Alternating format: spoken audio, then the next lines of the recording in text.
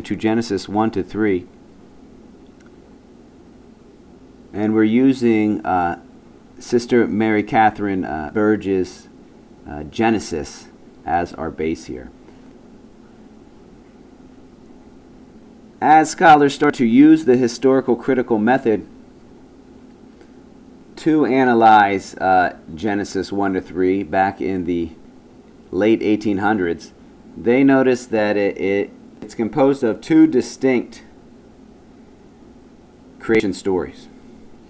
Now, traditionally, and still some people today, try to incorporate this into one story. People have said, and some people still say today, well, it's one story, just it starts with like a macroscopic view. It starts with a view from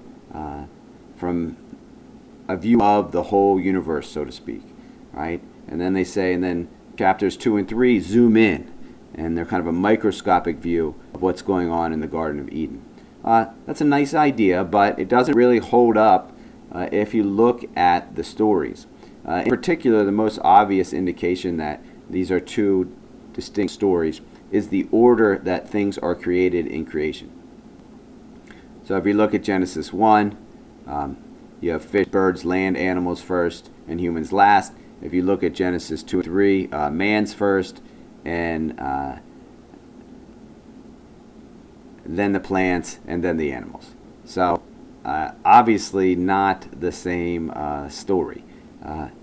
Also, we can also add to this that obviously at least the final editors of Genesis did not intend it to be a scientific description of the formation of the universe.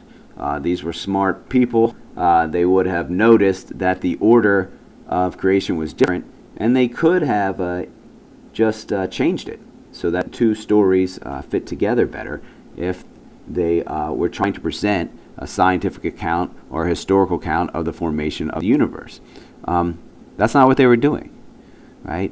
They already saw both these stories as sacred in their own ways, and they did not want to change them. They understood the point was not to give a scientific accounting or a historical accounting of the formation of the universe. The intention of the authors lay elsewhere.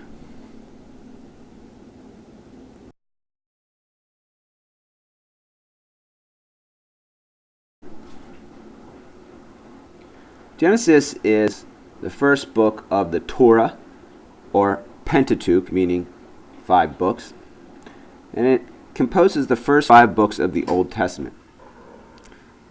Now, traditionally, people have interpreted Torah to mean law, a reference to the law of Moses that is contained in the Torah. However, some scholars feel that it's more accurate to describe the Torah as instructions for life. As Sister Mary Catherine Burge says, the earliest Jewish audiences would have used the Torah as a sort of instruction manual for how to maintain a balanced and just relationship with their Creator and one another. So it has a lot to do with your image of God. Is God a God that's just going to give you a law and say, now if you obey it, I'll reward you, and if you don't, I'll punish you? Or is your image of God a God who is trying to help you through life so that you can find true happiness in and through union with Him?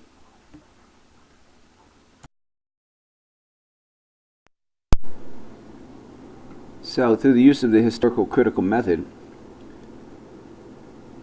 in the late 1800s, scholars started to differentiate between the Genesis creation stories.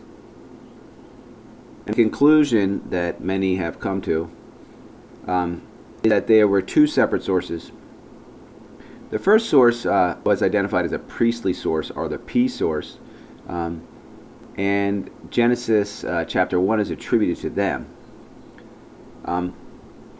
they probably wrote during the Babylonian exile around 550 BC, and the priestly source shows a very formal style, right, with heavily measured tones.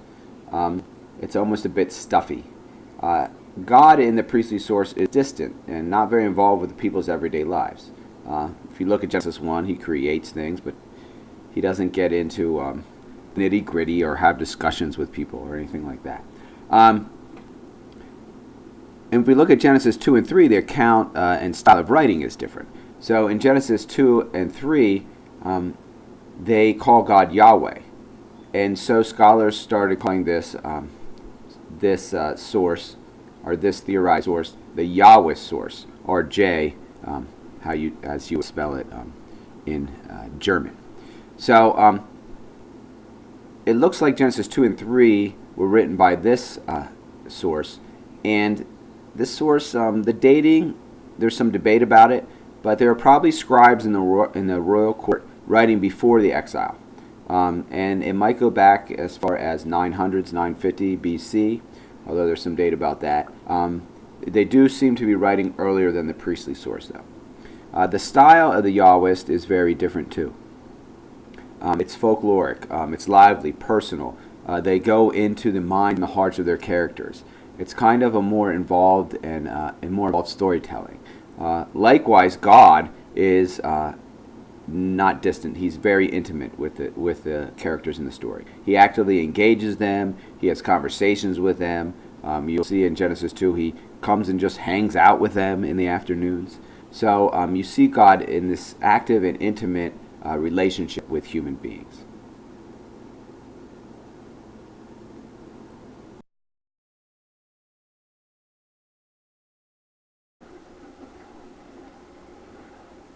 Now, the reason that we use the historical critical method is to try to get into the mind of the authors.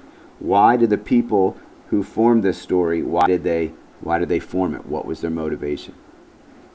Well, Sister Mary Catherine Burge points out that the formation of the creation stories in Genesis was as a cosmogony, right? She doesn't use the word cosmology. Why not?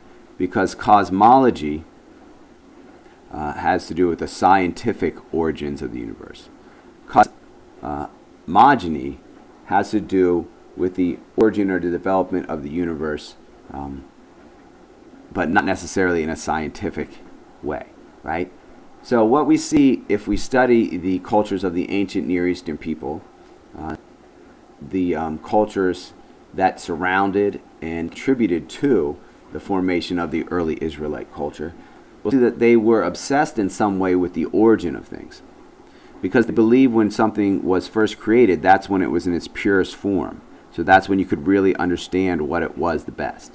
So if they wanted to understand the meaning of something, they would immediately question its origins. They would want to know, well, where did it come from? How was it made? Things like this. Because then they thought that would tell them about the thing now. That would reveal its purest essence. Right? So the intentions of the authors in writing the creation stories in Genesis were, as Sister Mary Catherine Burge says, grasping what God desired for them now. They wanted to understand their relationship with God now. They did not have any intention of rendering a scientific account of the universe. A matter of fact, contemporary science and the scientific method and these ways of thinking would not have been part and parcel of their everyday life. What they're trying to get at is who they were by understanding how God created them. Or as Sister Mary Catherine Burge says, to articulate who they were, who God was, why they existed, and what they could expect from God, one another, and the world around them. Just a little footnote here. My apologies to Sister Mary Catherine if I am mispronouncing her name.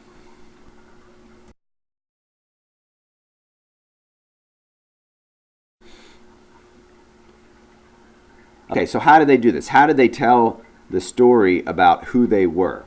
How did they share their experience of themselves and God and their relationship with God with the people in their time? Well, they used what we called a broken myth, right? They took the assumptions of people of their day, right? Just like we assume that the universe was created through a big bang. At least many of us assume that, right?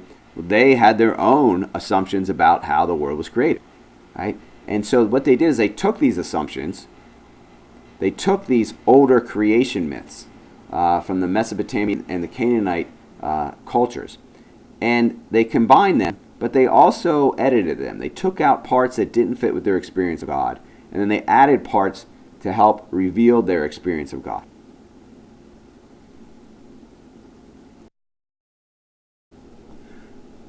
What we ended up with was a new way of understanding human beings, a new way of understanding God. See, the Israelites had this revelation, they had this experience of God, and it didn't fit with the stories about God at the time.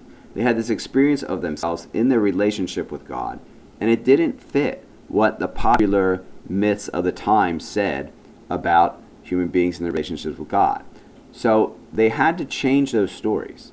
Right? Now, they didn't start from scratch, they just edited them. And they changed them so that they fit this new revelation. Right? And as Sister Mary Catherine Birch said, they challenged the rest of ancient humanity's assumptions about what it means to be a human being.